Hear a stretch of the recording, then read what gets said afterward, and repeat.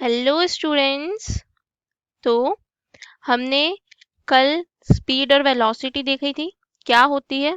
उससे रिलेटेड कुछ न्यूमेरिकल्स भी है जो हम आज नहीं करेंगे। न्यूमेरिकल्स की मैं सेपरेट वीडियो बनाऊंगी।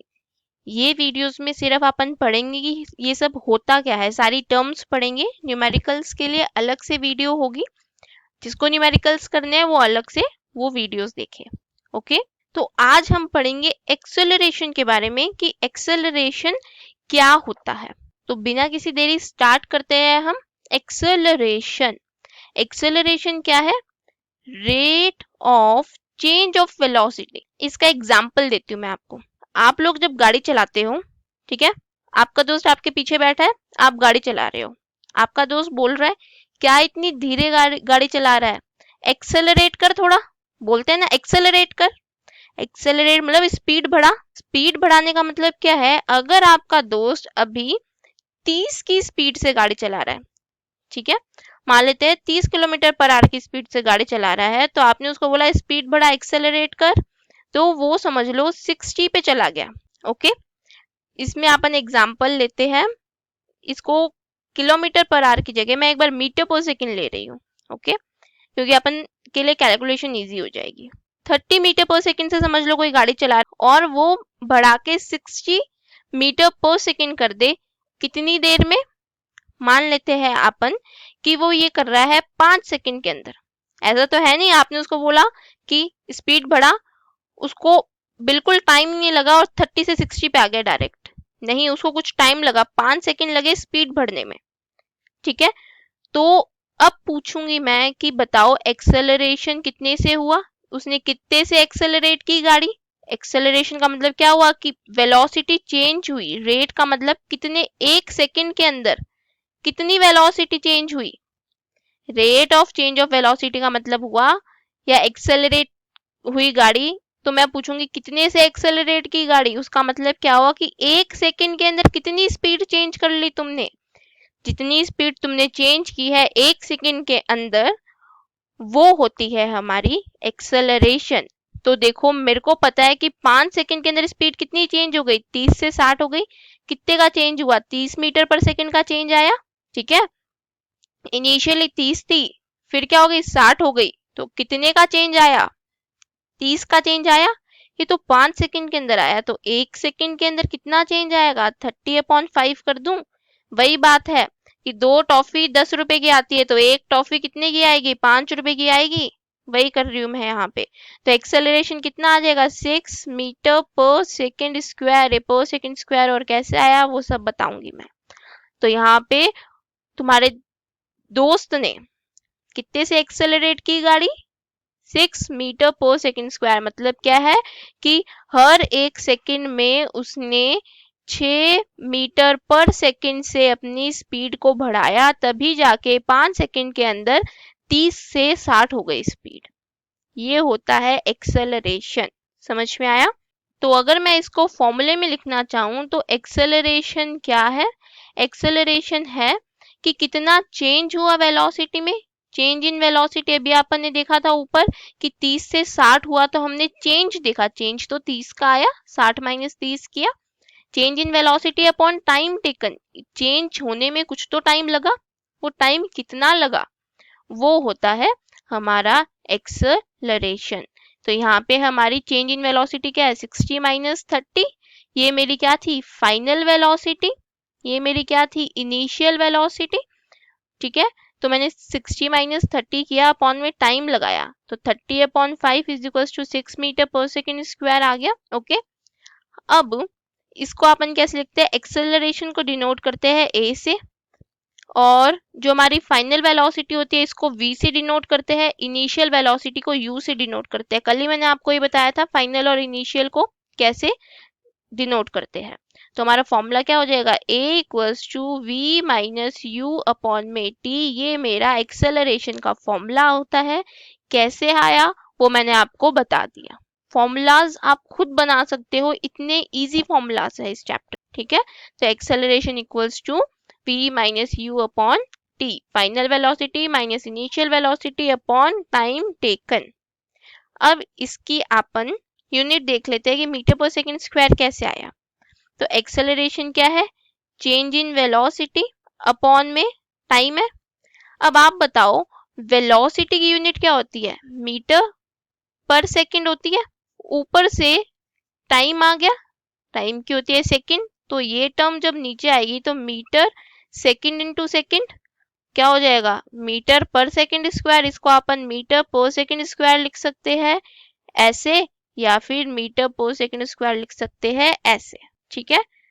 तो ऐसा यूनिट क्या हो जाएगी इसकी, मीटर पर सेकंड स्क्वायर। सीजीएस यूनिट क्या हो जाएगी, सीजीएस क्या है, सेंटीमीटर ग्राम सिस्टम, ठीक है। तो सीजीएस यूनिट हमारी हो जाएगी सेंटीमीटर पर सेकंड स्क्वायर, और दूसरी यूनिट इसकी क्या हो जाएगी, किलोमीटर पर आर का स्क्वायर। अपन मेनली यही यूज में करेंगे यूनिट इसकी, ओके।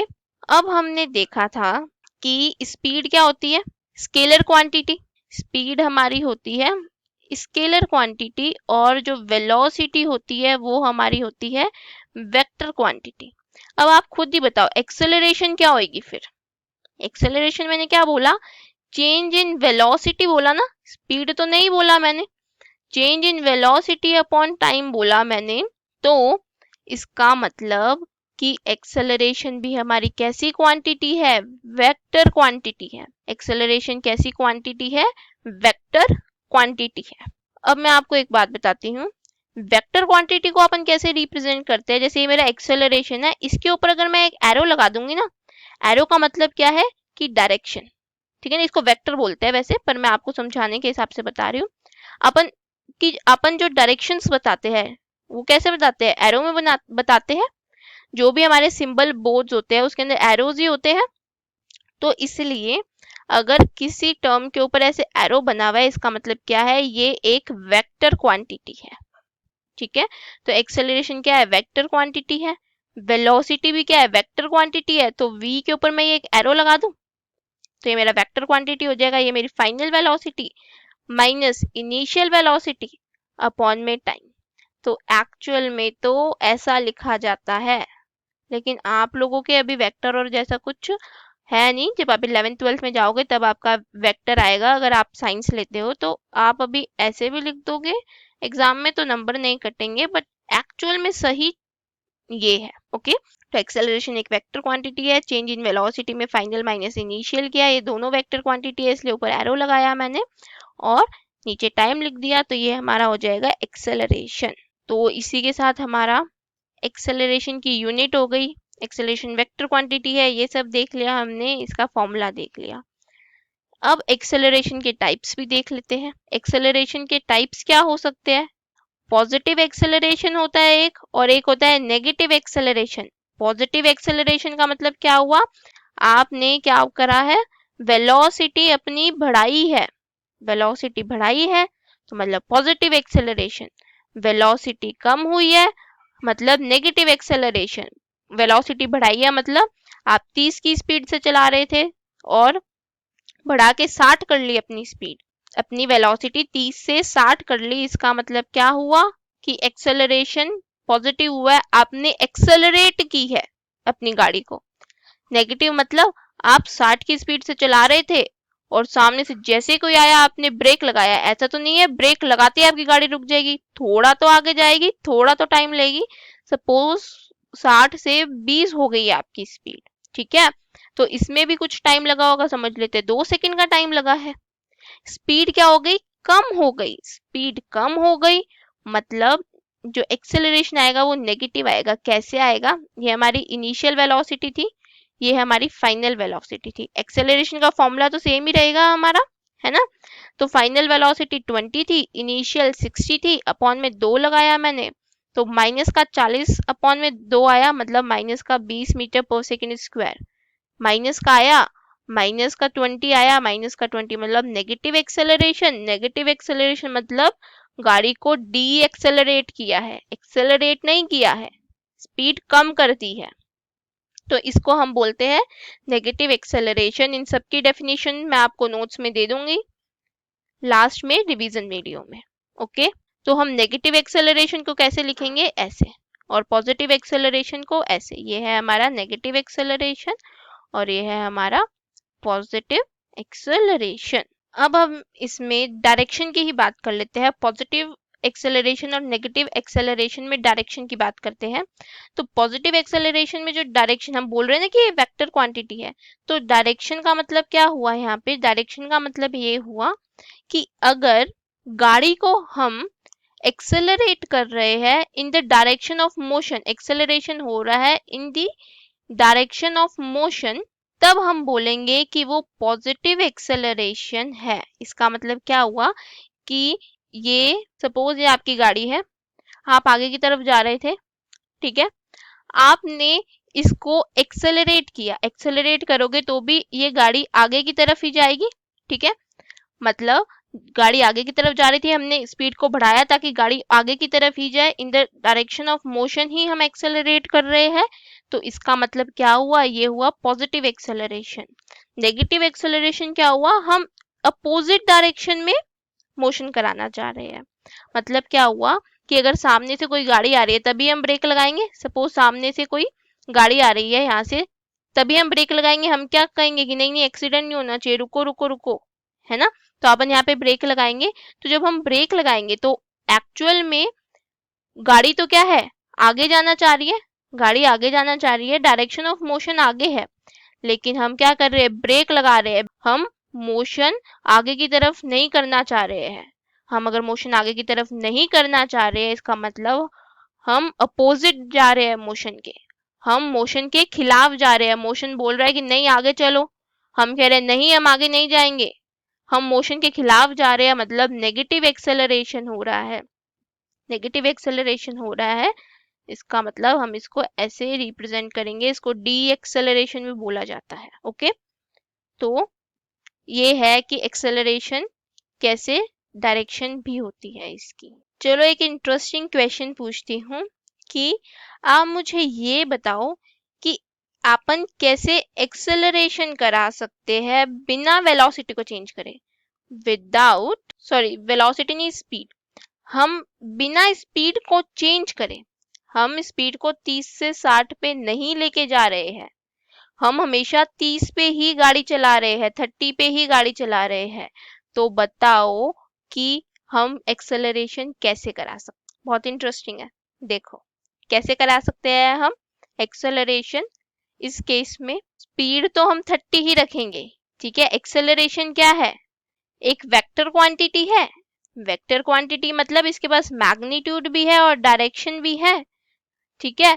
तो हम क्या कर रहे हैं? मैग्नीट्यूड को तो सेम रख लेंगे लेकिन डायरेक्शन को बदल देंगे। तो हम ऐसा कैसे कर सकते हैं? अगर मैं किसी सर्कुलर पाथ पे, सर्कल आता है, सर्कल पे आप गाड़ी मोड़ते हो, जब गाड़ी मोड़ोगे तो क्या स्पीड बढ़ाओगे? मान लो कि आप स्पीड नहीं बढ़ा रहे हो, ठीक है, ये सर्कल है, सर्कल पे आप यहाँ पे खड़े हो, ठीक है, अभी आपकी वेलोसिटी इधर होगी, ठीक है, आप 30 की स्पीड से गाड़ी चला रहे हो। नेक्स्ट जब आप यहाँ आओगे तो आपकी स्पीड इधर होगी, मतलब वेलोसिटी मान लेते हैं 30 की स्पीड है, डायरेक्शन इधर है, तो वेलोसिटी कितनी हो जाएगी? 30, लेकिन डायरेक्शन चेंज हो गई, डायरेक्शन चेंज हो गई। पहले डायरेक्शन हमारी ऐसे थी, अब डायरेक्शन कुछ ऐसे हो गई, कुछ एंगल पे चेंज हो गई हमारी डायरेक्शन, डायरेक्शन अब ऐसे हो गई, तो डायरेक्शन होगी हमारी चेंज, लेकिन मैग्नीट्यूड तो क्या है? सेम है, हमारा मैग्नीट्यूड तो अभी भी 30 ही है। तो जब हम सर्कुलर पाथ पे सेम स्पीड से गाड़ी चलाते हैं तो हमारी डायरेक्शन चेंज होती है, जिसकी वजह से एक्सेलरेशन चेंज, सॉरी एक्सेलरेशन होता है। तो अगर मैं इसको सीधी सी लैंग्वेज में बोलूं तो क्या होगा? जब भी बॉडी सर्कुलर पाथ पे ट्रैवल करती है तब उसकी वेलोसिटी की जो मैग्नीट्यूड है, वेलोसिटी का जो मैग्नीट्यूड है वो तो सेम रहता है, लेकिन क्या होती है? डायरेक्शन चेंज होती है। डायरेक्शन चेंज होने का मतलब क्या हुआ कि ओवरऑल वेलोसिटी तो क्या हो गई? चेंज हो गई। ओवरऑल जो हमारी वेलोसिटी है वो तो क्या हो गई? चेंज हो गई। इसका मतलब बॉडी एक्सेलरेट कर रही है बिना अपनी स्पीड को चेंज करे। बहुत अच्छा है ये एग्जाम्पल, समझ में आया? बहुत अच्छी बात है। नहीं समझ में आया फिर से वीडियो देखना, फिर से ये देखना कि मैंने क्या बोला है यहाँ पे। ठीक है, क्या बोला है मैंने, वेलोसिटी अपना मैग्नीट्यूड तो क्या रख रही है, सेम रख रही है, चेंज क्या कर रही है, ये चेंज कर रही है अपनी डायरेक्शन। तो ओवरऑल तो वेलोसिटी क्या हुई, चेंज हुई कि नहीं हुई, ओवरऑल वेलोसिटी चेंज हो गई। ओवरऑल वेलोसिटी चेंज होने का मतलब क्या हुआ, जहां भी चेंज इन वेलोसिटी वहां एक्सेलरेशन, जहां भी तुम्हारा दोस्त वहां पर तुम, वैसे ही जहां भी चेंज इन वेलोसिटी वहां पे एक्सेलरेशन।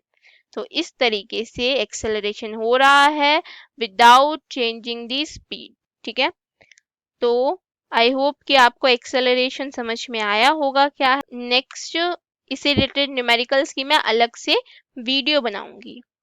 अब हमने पॉजिटिव नेगेटिव एक्सेलरेशन देख लिए, मेन इंपॉर्टेंट यही एक्सेलरेशन है। एक बार अपन बाकी के दो बचे हुए जो है यूनिफॉर्म एक्सेलरेशन और नॉन यूनिफॉर्म एक्सेलरेशन भी देख लेते हैं।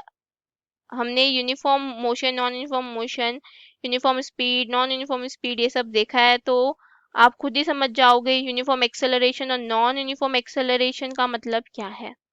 इसका मतलब ये है कि इनिशियली अगर आप 30 की स्पीड से गाड़ी चला रहे थे, आपने एक सेकंड में 35 कर ली, अगले एक सेकंड में आपने कितनी कर ली, 40 कर ली, फिर अगले एक सेकंड में आपने अपनी स्पीड कितनी कर ली, 45 कर ली। तो आप देख लो हर एक सेकंड में आप कैसी बढ़ा रहे हो, हर एक सेकंड में आप 5 मीटर पर सेकंड बढ़ा रहे हो अपनी स्पीड। इसका मतलब क्या हुआ, आप यूनिफॉर्म एक्सेलरेशन कर रहे हो। ओके, अब अगर आप इनिशियली 30 की स्पीड से चला रहे थे, आपने 40 पे कर ली एक सेकंड के अंदर, फिर अगले एक सेकंड में आपने धीरे धीरे एक्सेलरेट किया और 45 पे ही पहुंचे, फिर अगले एक सेकंड पे आपने बहुत ज्यादा ही एक्सेलरेट कर दी और कितने पे पहुंच गए, 20 और ऐड कर दो, 65 पे पहुंच गए। तो यहाँ पे एक्सेलरेशन कितने से हुआ है, 10 मीटर पर सेकंड से हुआ है, 10 मीटर पर सेकंड स्क्वायर से हुआ है। यहाँ पे कितने से हुआ है, 5 मीटर पर सेकंड स्क्वायर से हुआ है। यहाँ पे 20 मीटर पर सेकंड स्क्वायर से हुआ है। इसका मतलब क्या हुआ कि नॉन यूनिफॉर्म एक्सेलरेशन हो रहा है। तो अगर मैं इसकी डेफिनेशन बोलूं तो इसकी डेफिनेशन क्या होगी, if velocity of an object changes by an unequal amount, by an equal amount, equal amount से change हो रही है, 5 मीटर पर सेकंड से change हो रही है, in equal interval of time, equal interval मतलब मैंने हमेशा यहाँ पे एक एक सेकंड की बात की है, तो वो होती है uniform acceleration. Non uniform acceleration में क्या होता है, if velocity of an object changes by N unequal amount, यहाँ पे 10 से चेंज हो रहे हैं, यहाँ 5 से, यहाँ 20 से, इक्वल इंटरवल में, तो वो क्या हो जाएगी, non uniform acceleration. Uniform acceleration का एग्जांपल क्या है, अगर मैं किसी बॉल को ड्रॉप करती हूँ, किसी बिल्डिंग से ड्रॉप कर रही हूँ, ठीक है, फ्रीली फॉल होने दे रही हूँ इसको, तो इसको हम क्या बोलेंगे, यूनिफॉर्म एक्सेलरेशन। यहाँ पे यूनिफॉर्म एक्सेलरेशन होगा। अगर नॉन यूनिफॉर्म की बात करूं तो क्राउडेड एरिया में अगर हम बस चलाते हैं, कार चलाते हैं, बाइक चलाते हैं, कुछ भी चलाते हैं, तो क्या होगा, हम कभी बहुत ज्यादा ही तेजी से बढ़ा देते हैं स्पीड, कभी धीरे धीरे बढ़ाते हैं, कभी कम कर लेते हैं। तो हम क्या कर रहे हैं, स्पीड को चेंज करते जा रहे हैं, बढ़ाने की जो रेट है, स्पीड बढ़ाने की रेट वो चेंज करते जा रहे हैं अकॉर्डिंग टू द सिचुएशन। तो इसलिए इसका एग्जांपल है क्राउडेड बस, अगर क्राउडेड एरिया में अगर बस चलाते हैं, कार चलाते हैं, तो वो हम कैसे एक्सेलरेशन करते हैं, उस टाइम पे नॉन यूनिफॉर्म एक्सेलरेशन करते हैं। ओके, तो आज के लिए इतना ही बहुत है। अच्छे से पूरा रिवाइज करना है इसको, और नोट्स की टेंशन मत लेना, नोट्स आपको रिवीजन वीडियो में मिल जाएंगे। तब तक के लिए good bye, take care and study hard.